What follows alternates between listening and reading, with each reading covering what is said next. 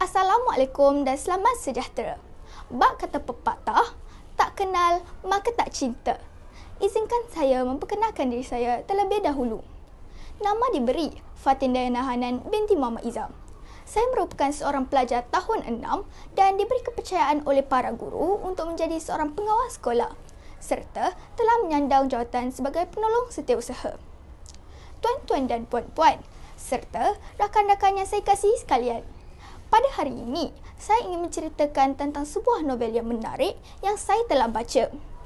Novel ini adalah salah sebuah karya terbaik daripada Nurhayati Ibrahim. Novel ini setebal 247 muka surat telah mengambil masa 3 hari untuk saya selesai membacanya. Novel ini bertajuk Nurul Naim Mastermind. Novel ini diterbitkan oleh Creative Enterprise Sendirian Berhad dan cetakan pertama buku ini ialah pada tahun 2004. Sekarang, tanpa membuang masa, izinkan saya huraikan isi dalaman tentang novel ini. Ayo. Novel ini mengisahkan tentang 4 orang kanak-kanak yang sedang menyelesaikan sebuah misteri tentang stem yang hilang tanpa sebarang bukti. Misteri ini terjadi apabila terdapat sekeping stem yang berharga $1 juta Amerika telah hilang tanpa sebarang bukti di galeri sejarah yang tercanggih dengan kawalan keselamatan yang sangatlah ketat. Nurul, Naim, Uzair dan Apai adalah watak utama dalam menyelesaikan misteri ini. Mereka mendapat tahu tentang misteri ini apabila mak usulnya memberitahu mereka bahawa stem terawal di dunia telah hilang tanpa sebarang bukti. Mak usulnya sangat kecewa kerana di galeri sejarah itu adalah tempat beliau bekerja. Mereka sangat terkejut dengan berita tersebut. Nurul, Naim, Uzair dan Apai hanya ada seminggu lebih saja untuk menyelesaikan misteri ini sebelum Uzair dan Apai balik ke kampung.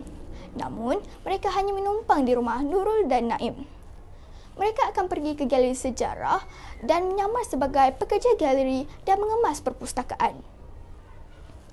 Pada suatu hari yang damai, Nurul, Naim, Uzair dan Apai sedang bersembang di ruang tamu dan tiba-tiba mak usul menelefon mereka dengan suara yang cemas. Mereka menanya apa yang telah terjadi dan mak usulnya kata rumahnya telah diceroboh tetapi tiada barang yang begitu penting telah hilang. Cuma yang dapat dijumpai ialah sebatang puntung rokok yang tinggal suku sahaja. Mak usul meminta mereka datang ke rumahnya dengan pantas.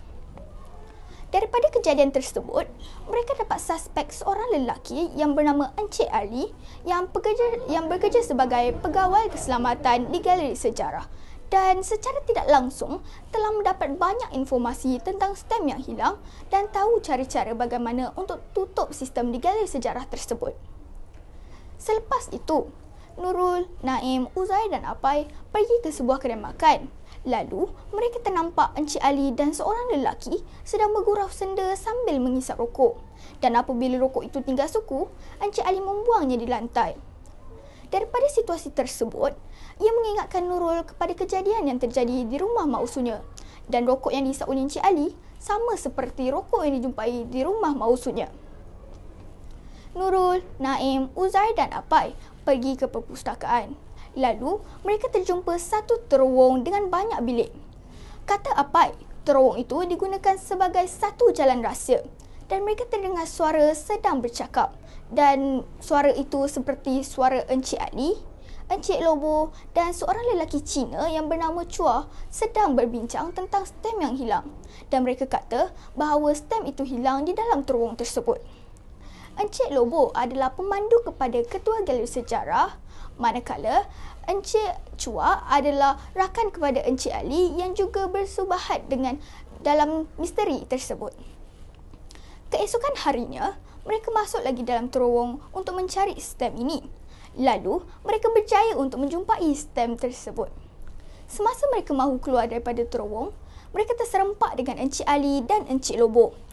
Mereka nampak bahawa kanak-kanak itu telah jumpa stem tersebut dan terus mengejar mereka. Mereka terpaksa berpisah. Naim mengikut Uzair melarikan diri ke balai polis.